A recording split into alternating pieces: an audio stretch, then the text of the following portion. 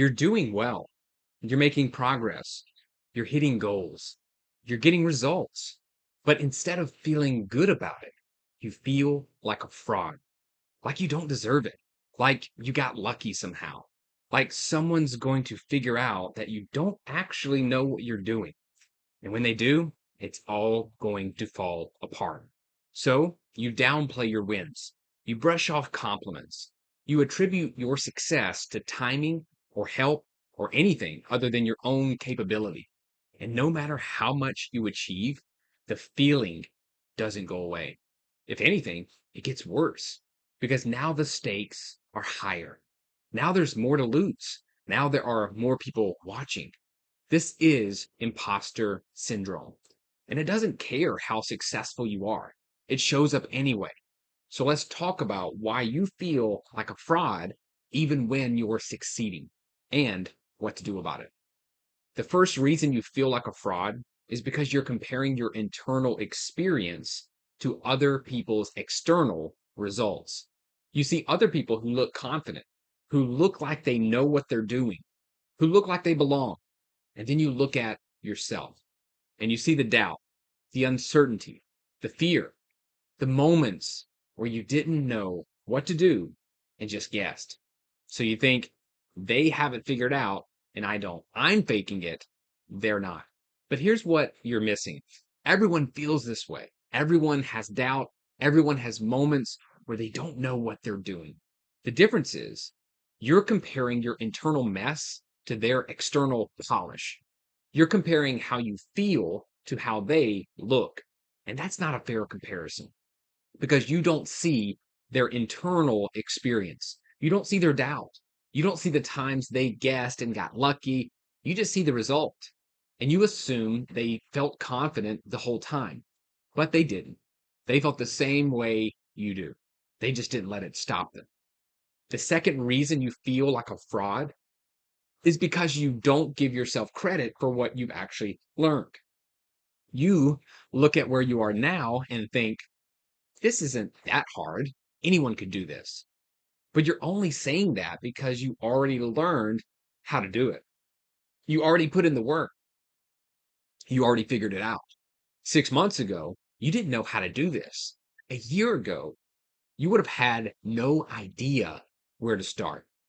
But now that you do know, it feels easy. So you discount it. You think if it's easy for me, it must not be valuable. And if it's not valuable, then I'm not actually good at it. I just got lucky. But that's not how learning works. Things feel easier after you've mastered them. That doesn't mean they weren't ever hard before. It doesn't mean you didn't earn it.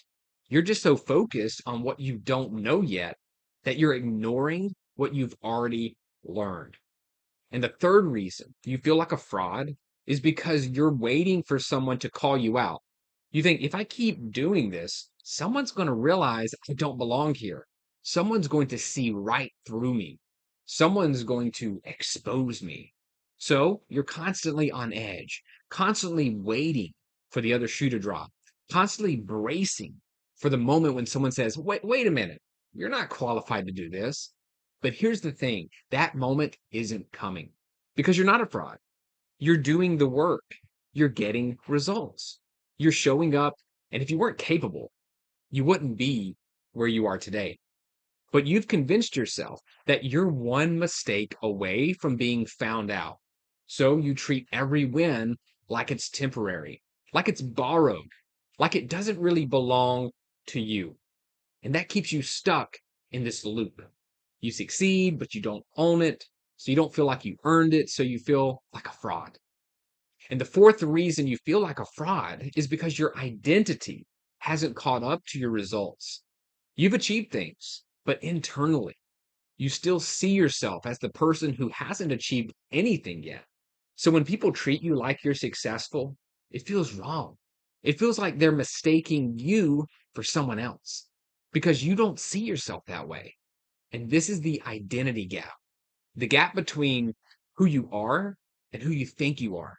You're acting at a certain level, but your self image is still stuck at a lower level. And until you update your self image, you're going to feel like a fraud because you're not just comparing yourself to other people. You're comparing yourself to the version of you that you still think you are. And that version doesn't match the reality of what you're doing. The fifth reason you feel like a fraud is because you're afraid that if people knew the real you, they wouldn't respect you. You think if they knew how much I struggled, they wouldn't think that I'm actually capable. If they knew how many times I guessed, they wouldn't trust me. If they knew how uncertain I really am, they wouldn't take me seriously. So you hide it.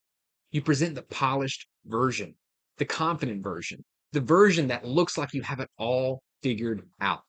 But the whole time you're thinking, this isn't the real me. The real me is a mess. And if they knew that, they'd see I'm a fraud. But here's the truth. The real you is the one who's uncertain and still shows up. The real you is the one who doesn't know what they're doing and figures it out anyway. The real you is the one who's scared and does it anyway. That's not fraud. That's courage. So, how do you stop feeling like a fraud? Well, the first thing you need to do is stop comparing your internal experience to other people's external results. Everything feels uncertain. Everyone doubts themselves. Everyone has moments when they don't know what they're doing. You're not any different. You're not uniquely unqualified. You're just human. And the people you're comparing yourself to, they feel the same way. They're just not telling you. So stop assuming they have it figured out because they don't. They're just doing it anyway. The second thing you need to do is acknowledge what you've actually learned. You're not where you were a year ago. You're not where you were 6 months ago. You've learned things, you've grown, you've gotten better. And just because it feels easy now doesn't mean it wasn't hard before. It doesn't mean you didn't earn it. So stop discounting your progress. Stop telling yourself it doesn't count because it does. The third thing you need to do is stop waiting for someone to call you out. No one's going to expose you because there's nothing to expose. You're doing the work. You're getting results. You're qualified. You belong. And if you don't, and if you do actually make a mistake, it doesn't mean you're a fraud. It means you're learning. And that's what everyone does.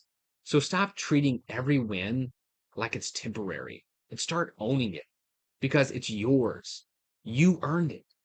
And the fourth thing you need to do is update your identity. You're not the person who hasn't done anything yet. You're the person who's actually doing it. So stop identifying with the old version of you. That version doesn't exist anymore. You're here now. Okay. You've achieved things, you've grown, and your identity needs to catch up to that. Start seeing yourself as the person who does this, not the person who's trying to do this, the person who does this, because that's who you are now.